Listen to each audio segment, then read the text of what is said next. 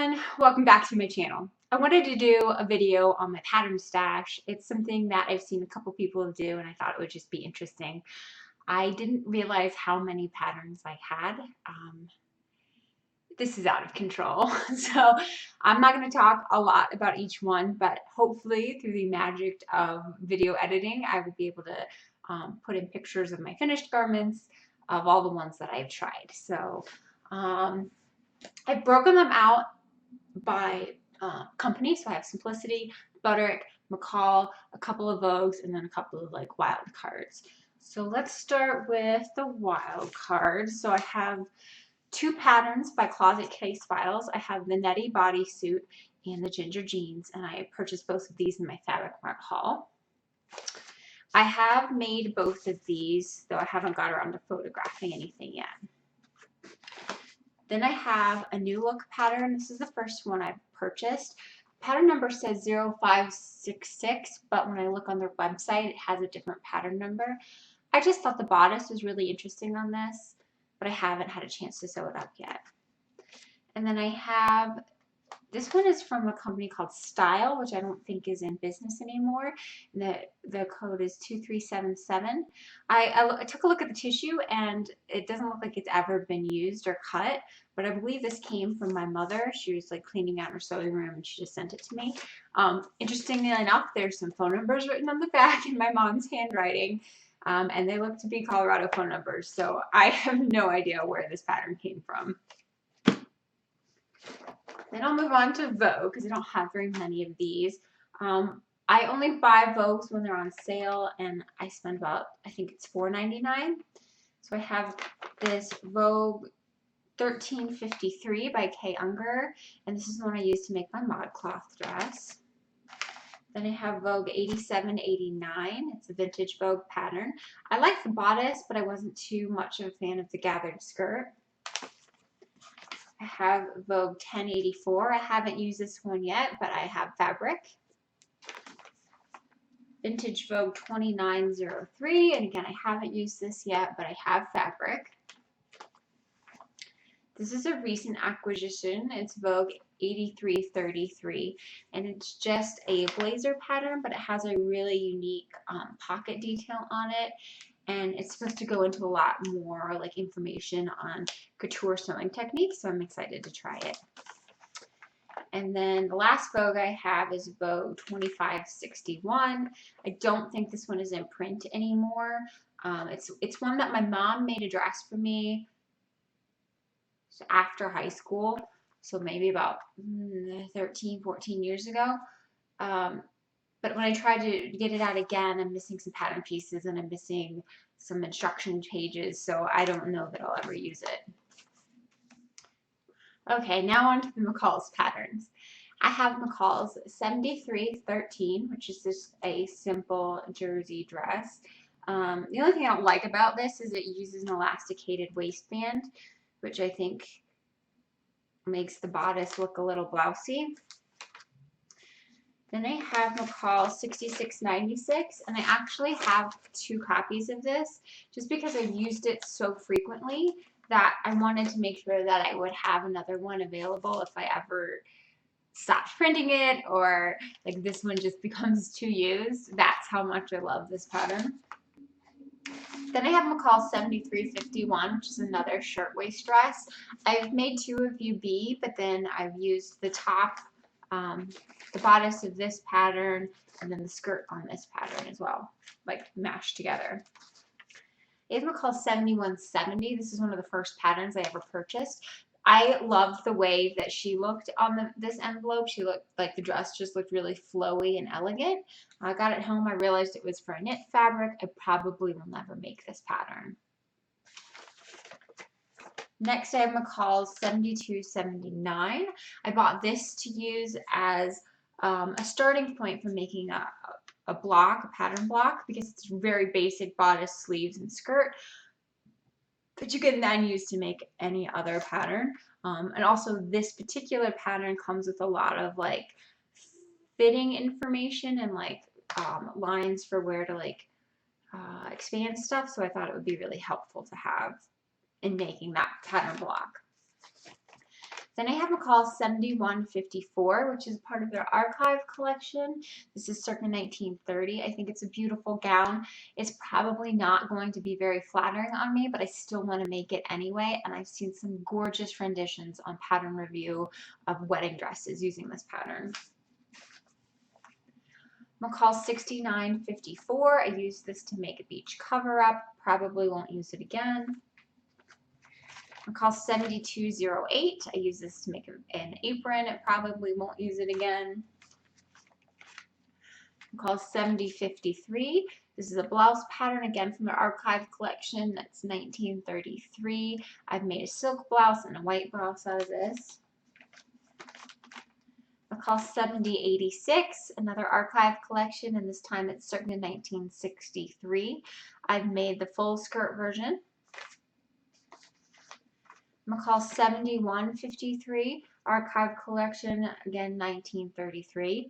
I enjoyed making this dress, but I didn't think it looked particularly great on me, and it's not something that I would wear out in my normal day-to-day life, but I enjoyed making it nonetheless. And then McCall's 6993, which is a 1933 skirt pattern, and I've made the one with the dual yoke on it. Probably won't make that again. Okay, moving on to Butterick patterns. I have a lot of these. Butterick patterns generally go on sale for about $1.99 or $1.60, sometimes like 3 for $5, something like that. So I have a lot of them. So the first is Butterick 5814. This is a Patterns by Gertie, and I used it to make the purple dress in my March Makes video. Butterick 6094. This is another Gertie's pattern. I've made, I want to say, 2 of the full skirt version and 1 of the pencil skirt. I love the back detail on this, and I'll use it again for sure. This is a Butterick pattern done with Lizette, and that is Butterick 6168. This is an interesting neckline detail. The first time I made it, I kind of lengthened it incorrectly, so I'd like to try it again, lengthening the midriff. Butterick 6049. I have made the halter neck version of this, but I would like to make some of the other versions as well. Butterick 6018. This is one of their retro 1952 patterns. I used it to make a Halloween costume. I would probably make this again with the collarless version. Butterick 5813, which is a retro 56 pattern. I've made the full skirted version twice. Maybe I'll make one of the other ones. Not sure about that. Butterick 6378 is just a tie front blouse. I have made it, but I haven't got any pictures yet. Butterick 6339. My cat is stepping on my computer. Okay, Butterick 6339. This is a making history pattern and men's vests, and I have used view C to make Tony's, but I might make another one. Butterick 5209. I love this pattern. I've made it twice. Unfortunately, I bought the wrong size set. I bought the 8 through 12, and I kind of need a 14 in this one, so I've drafted it bigger, but I would like to go back and purchase this in the bigger size set, and this is, I don't know if I said this, but retro 1947. Then we have another Butterick Retro 5748, and this is Retro 1960. I love this pattern. I have it in 2 different size sets. So, because I originally bought the larger size set, and then it was a little too big, so I went back and purchased the smaller size set. And actually, the dress that I am wearing right now uses this pattern. I really love it for just showcasing fabrics. Then I have Butterick 5761. Again, this was one of the first patterns that I purchased. I was looking for easy patterns because I wasn't too confident in my skill set. But this is kind of boring, and I've never made it, and I don't know that I ever will. Butterick 5930 is another one I purchased in the beginning of my sewing expeditions, and I don't know that it really meets my style, so I don't know that I'll ever make it. Butterick 6142. I purchased this one because I wanted to make a Halloween costume. I wanted to do like a female Beetlejuice, and I wanted an easy suit, but I haven't used it yet. Butterick 5880, another one from the retro collection. This is 1951. I really love the look of this pattern. I tried making it with a crepe de chine and it didn't work. I had to stabilize some seams, and it just, so that never got finished, but I'd like to try it again in something like a crepe or a satin back crepe or something like that. Butterick 6400, it's another one of their making history patterns. It's not something I would wear in my day-to-day life, but I really thought the backs of these coats were gorgeous, and so I might kind of like modify a pattern, use a more traditional front blazer with this sort of back princess seaming detail. I don't know, we'll see. I just thought these were so pretty I could not buy the pattern.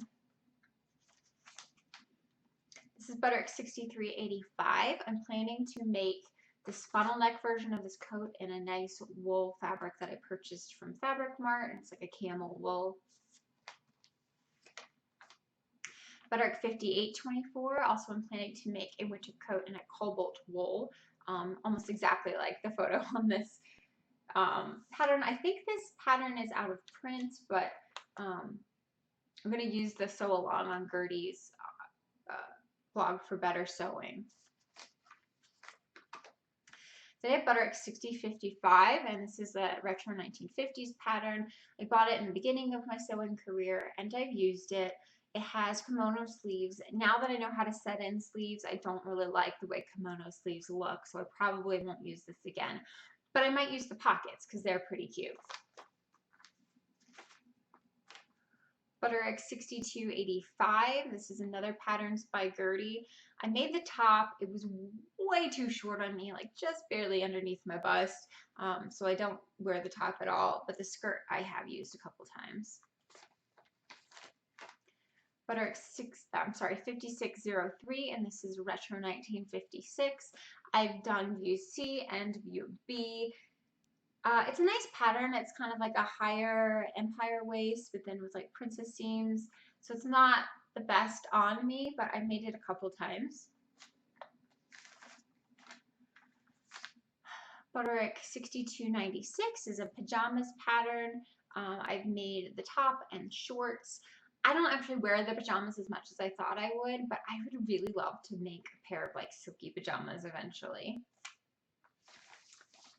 Butterick 6050. This was in my complete fails video. Never making this again.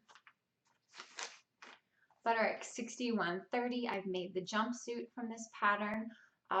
It wasn't my favorite on me, and I kind of gave up on jumpsuits after this pattern.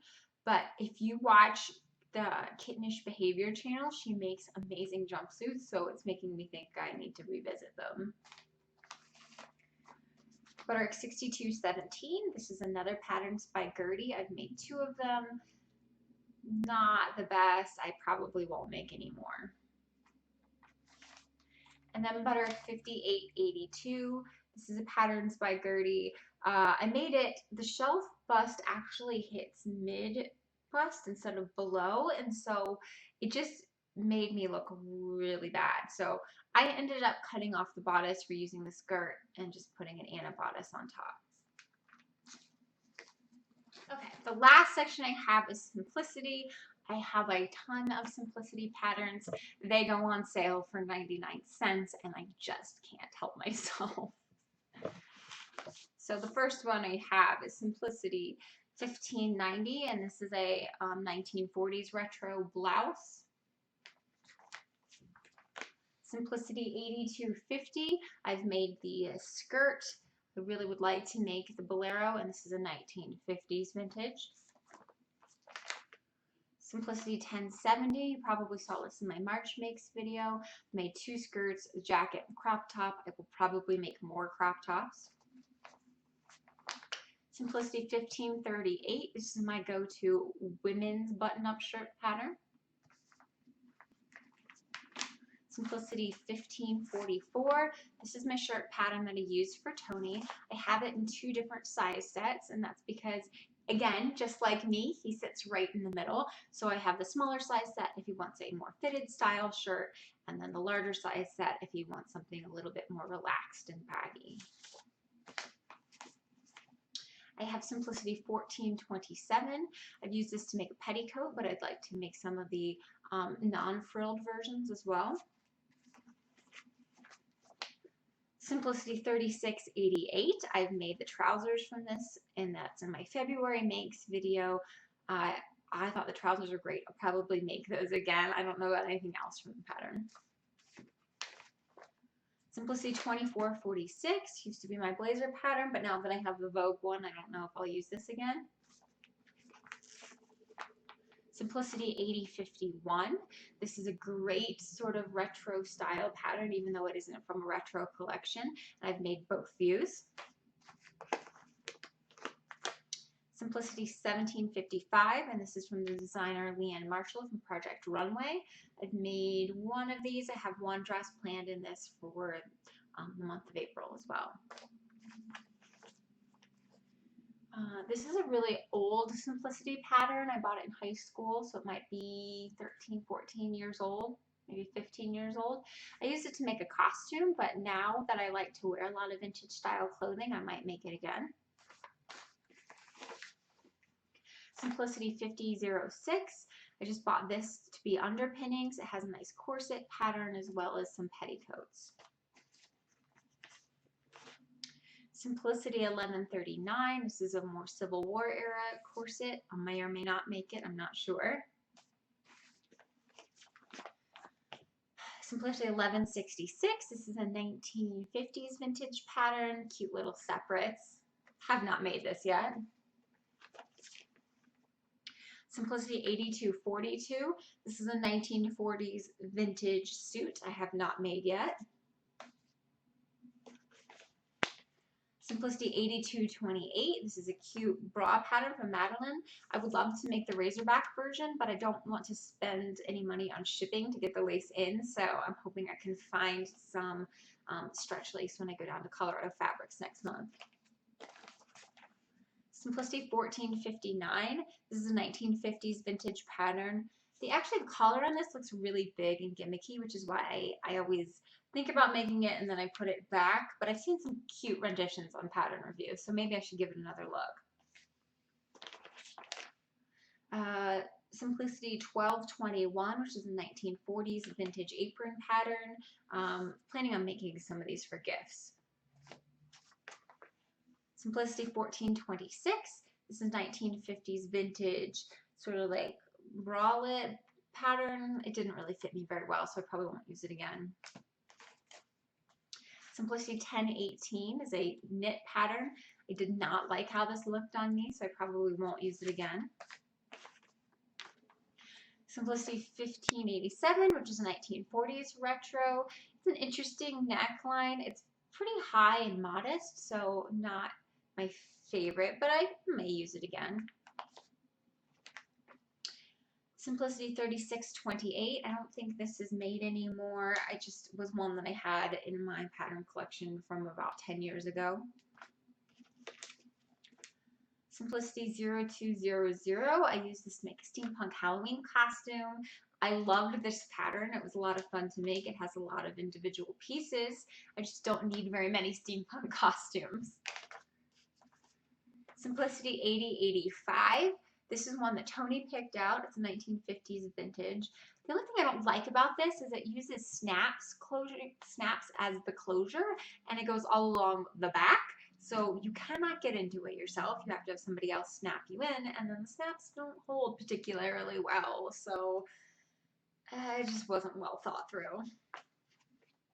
Simplicity 1080. This is one of the first patterns I had. I made all three versions.